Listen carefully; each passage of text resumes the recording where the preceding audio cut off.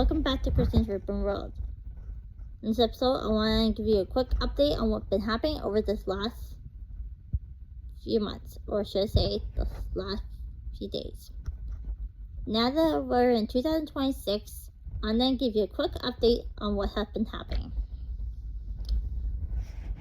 Yesterday, me and my service dog, Mandy, were getting ready to get onto the Translate bus. So we are getting ready to get onto our city bus, and Mandy does have her vest on, so Mandy's working with me, beside me on the leash and everything. Get on. Unfortunately, the bus driver has asked me some quite a bit of questions, but also half of them were the wrong type of questions for a service animal. First, the bus driver asked me one of the right questions. Is that a service animal? Is that a service animal? The answer to that is yes. She has her vest on. This is service dog right on the vest as well. And I have the paperwork right on my phone. So I always keep a copy of the paperwork on my phone in case, I don't grab her real folder. So I don't like carrying out the actual folder work around because people can grab that out of my hands and take it. So I like take pictures and copies on my phone. So anyways, I had the copy of the paperwork on my phone, and the bus driver refused, saying, "That's not a service dog, that's a motion support dog. Get off of the bus." And keep trying to take me off the bus, saying it's not a service dog, it's not a service dog, and keep going on and on. It's a motion support, and keep going on, but the bus driver keep going on. It took maybe about 20 minutes for me to say, it's a service dog. What kind of tasks does Mandy do? Without giving away my disabilities, I said it's a medical alert. Because my disabilities is in the medical alert category. Caesar Respond is her real title. She's actually a Caesar Respond service dog, which would be in the medical alert category. So if I didn't want to say Caesar Respond, which I didn't, I said she's a medical alert. Unfortunately, the bus driver did not believe it. She asked for ID. Wrong question. She wanted the dog to have an ID tag. We don't have that in my area. That's against the law. You can't ask that kind of question. The next question she asked is that where's the dog certificate? We don't have that. That's against the law. Here in my area, we don't have that. Well, I guess we say we can, but it's not required to have a certificate. It's not required to have an ID tag. Those things are not required. Wrong question to ask. So I was getting kind of frustrated and upset with the bus driver. And unfortunately, I got kicked right out the bus. Bus driver should ask 2 questions. 1, is that a service dog? Yes. What kind of tasks does a dog provide for you? She's a medical alert. That's it. If they want some paperwork, I can show them a doctor's note. But they never asked for that doctor's note. They wanted a certificate and an ID card. Not required here in my province.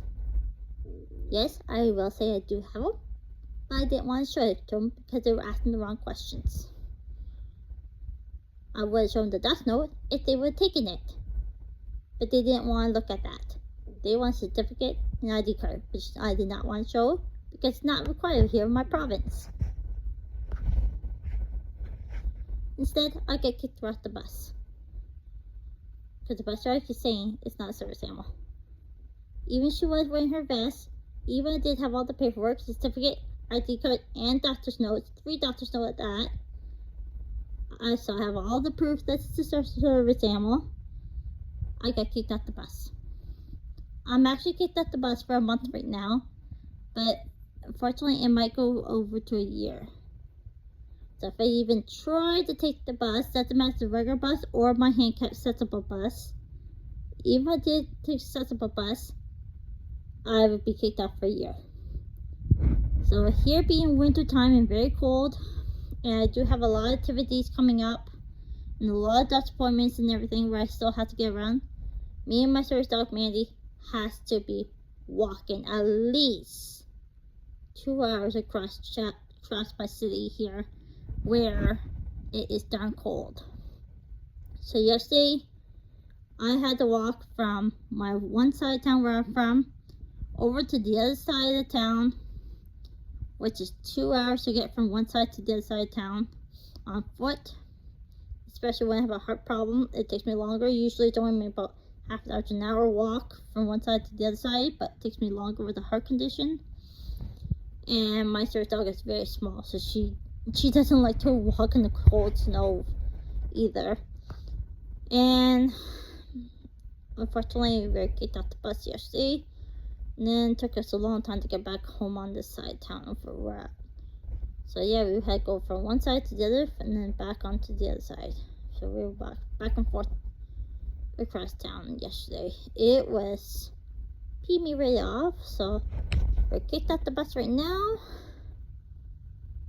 And unfortunately, we're kicked out of Tim Hortons because they didn't believe that she's a service animal either. Even I tried showing her my doctor's notes and everything. They didn't want to look at it. They just automatically kicked me out of McDonald's and Tim Hortons yesterday too. So with that, giving the updates how places are kicking me and my service dog out. It's unbelievable how it's against the human rights code. And my friends' group home, on the other hand as well, they're not following the human rights code of my province either.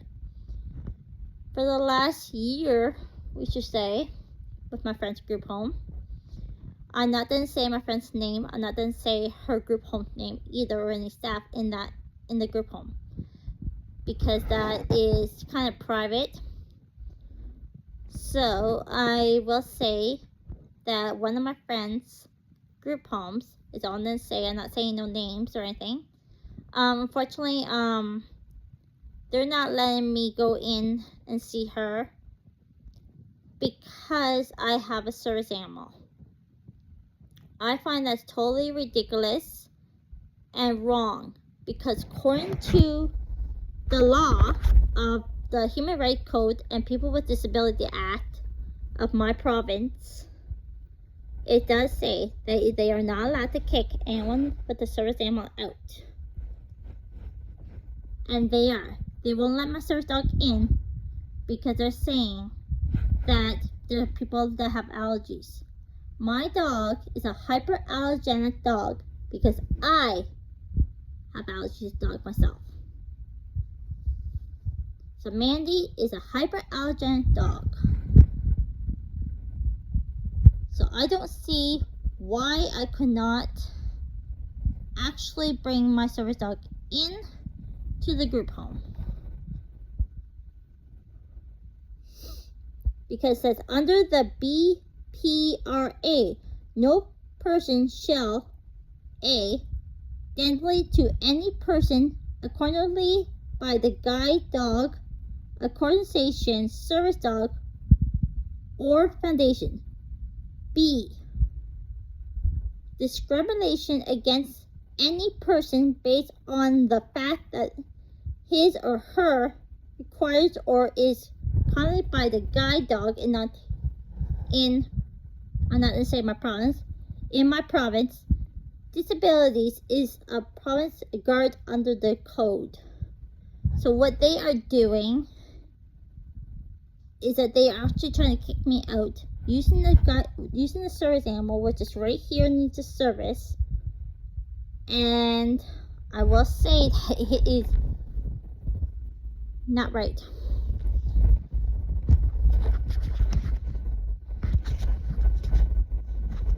So do you look underneath this here, underneath the website, you can see they are wrong. They should not be kicking me out. They should not be kicking me out of of it for stopping me from seeing my friend in the group home. It's underneath the code. It's underneath the one code that we have.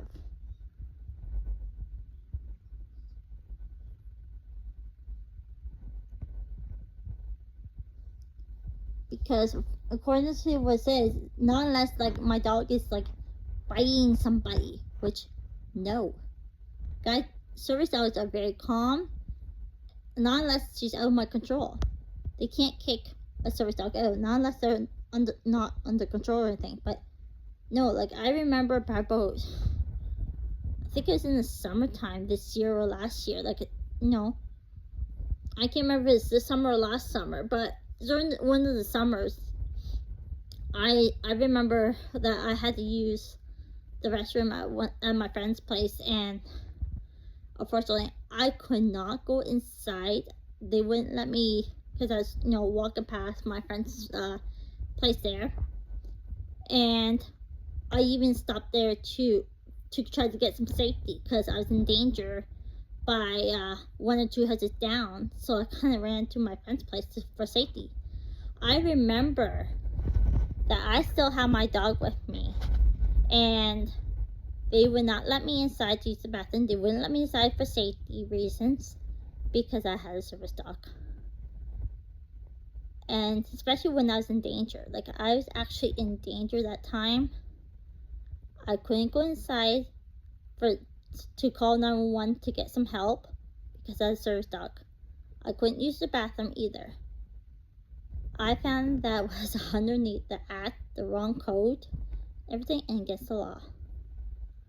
So what I'm trying to give you updates is that there's quite a bit of places here that are actually kicking me and my service dog out. So that's the biggest one. That's the one that I've had problem with the longest time, is my friend's place, McDonald's, Tim Hortons, and now the bus. That's like 4 places now in the last year. But the bus is the newest one. That was yesterday. That's the newest place. Tim Hortons has been about, well, Tim Hortons been going off and on. They kicked me out, then they let me back in, then they kicked me out and let me back in. So it's been going off and on since summer.